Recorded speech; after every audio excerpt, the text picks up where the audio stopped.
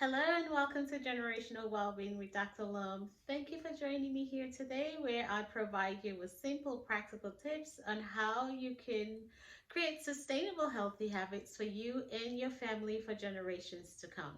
Thank you again for joining me here today. Please like, share, and subscribe. So, today I will be providing you with simple tips on how to create healthy relationships with your kids. So, most parents would like to have a great relationship with their kids now, and even more so when they're older, where you can call them up and have a good conversation. You can spend time together and just have a good time. For in order for that to happen, though, we have to really start investing in creating those connections, those long-lasting bonds, right now and right from an early age. Whether it's a newborn baby or whether it's a teenager, it's never too late to create those connections. So today I will give you 4 tips on how you can start working towards creating those healthy relationships. So the first thing I'll say is self-love. Start practicing self-love. There's a saying that says you can't give out what you do not have. If you don't practice and try to start treating yourself with respect, with love, with acceptance, it's harder to pour that out to anybody. And our kids, as they grow up, they're looking at us with cues on how to relate to themselves and how to relate with others. So when they start seeing how we're treating ourselves, they see how we're talking about, or talking to others, or talking to others about ourselves. They're taking their cues and kind of putting the things together to know what is acceptable, what is not acceptable. Our relationships with them actually is one of the foundations that would lead to how they relate with their families in the future, what kind of stories they're going to tell. So practicing self-love, simple, easy things like having a good night's sleep, stopping when you're tired, asking for help.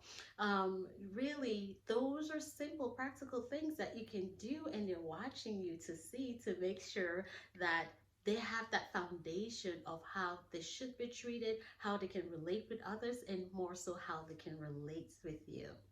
The next thing I'll say is practice mindful communication. It's easy as a parent to just go, go, go, go, go, providing, making sure they've had a good meal, making sure they're well taken care of, and all those other things. And we're forgetting to actually putting the time aside to invest our time and really spend that time and create the connection. So making sure we're present is really important to be present. It only takes maybe a few minutes a day to just be there. Whether it's a toddler, just get down on the floor and play with them. Find out, talk to them about their favorite toy or their favorite game, or just something without any kind of distractions from the phone. Even if it's a teenager, you can go out for a walk with them, or go watch a movie and then spend time talking about the movie, or just going out and spending that one-on-one time where you're actually listening and getting to know the kid as a person as opposed to a child that we're taking care of. And during those, when we're practicing those mindful communication or connections too, we want to make sure we're mindful of the words that we're using. Before we say anything to them, we want to pause and really be intentional about our words. Make sure that the words that are coming out of our mouth is either true, it has to be kind, it have some kind of impact and stuff. So practice mindful communication, spend time and connect with the kids. This third thing I would say is allow them to express themselves in an acceptable way with boundaries. Things are gonna happen, it's life, but sometimes when we have kids, we want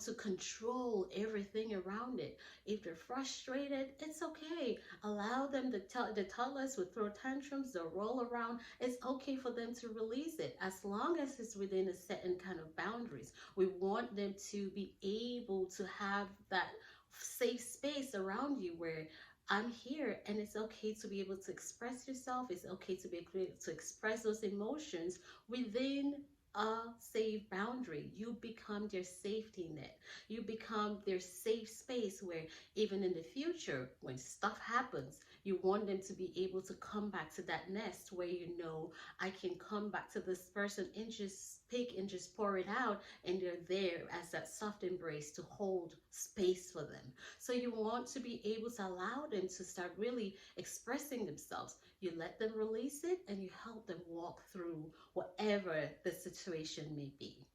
The third thing I would say is allow them to be themselves. We're all each uniquely created, different mindsets, different perspectives, different ways of seeing things. I mean, something can happen today, and you have three different people looking at the same situation. They will tell you the story from a very completely different perspective. So everyone is really uniquely built. So rather than trying to force our way of thinking on them, allow them to express themselves, because when you have that place where again they can express themselves, or they have that freedom to express themselves with you, it's easy to come back to you when they have certain questions, when it says if the teenager is faced with some kind of decision they have to make, rather than go pick up a phone and call a friend, they can pick up a phone and call you, knowing that you will listen and hear them out, rather than be mad at them for even considering such a decision.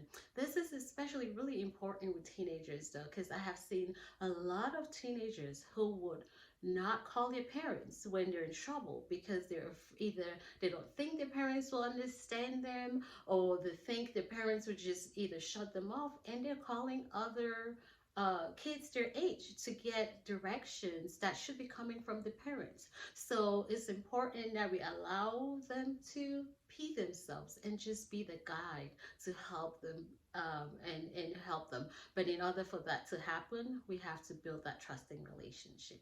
And the final thing I would say is model empathy. We're all going to make mistakes, and we have to correct them. It's part of being a parent to be able to correct and to direct. But let us correct with love. Let us be empathetic, because guess what? We're all going to make mistakes in life. Things are going to happen. It's okay. But we're going to correct them with love. I hope this was helpful. Please like, share, subscribe. We'll be back next time with another topic. And if you have any questions, please leave them in the comments. If there is any topic you would like for me to talk about, please let me know. Until next time, I'm Dr. Lum. Thank you for listening.